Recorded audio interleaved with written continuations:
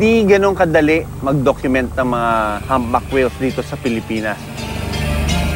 Napakahirap na mag-document dito dahil yung kondisyon ng tubig dito napakahirap.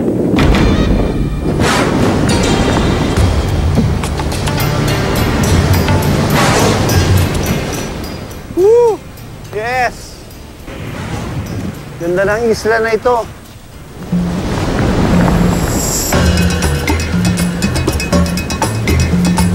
Napakagandang vantage point nitong Pinon Island if you're going to do whale watching using powerful lenses. Pero dahil sa pabago-bagong panahon sa babuyan, inabutan ang aming team ng malalaking alon.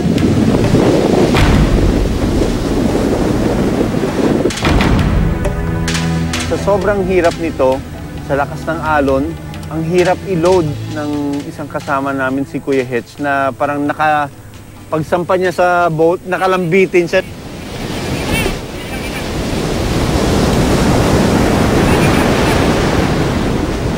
Natakot ako dahil kasunod ko siya, nakita ko yung bow ng boat na paganon.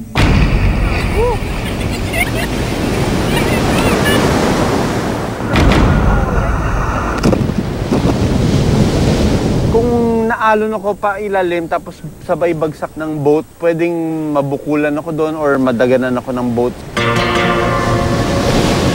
Pero sa kabila ng pabago-bagong panahon sa babuyan, taon-taon pa rin bumabalik ang mga whale researchers para pag-aralan ang mga balyena dito. Noon, ang pagkakaalam, yung Philippines nga is part of just the greater Western North Pacific na population. Pero now we're more certain na it's a distinct subpopulation called the Asian stock. So kasama sa Asian stock yung sa Pilipinas and yung sa Ogasawara sa Japan. Sa Pilipinas, sa Babuyan Islands pa lang makikita ang mga humpback whales tuwing buwan ng Pebrero hanggang Mayo. Yung mga humpbacks, pagkatapos sila mag-breed dito, magmamigrate naman sila sa Kamchatka, sa Russia.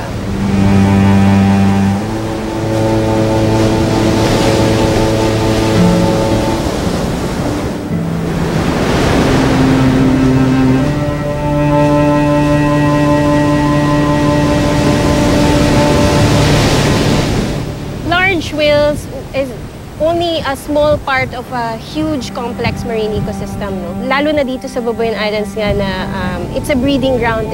So hindi sila kumakain dito.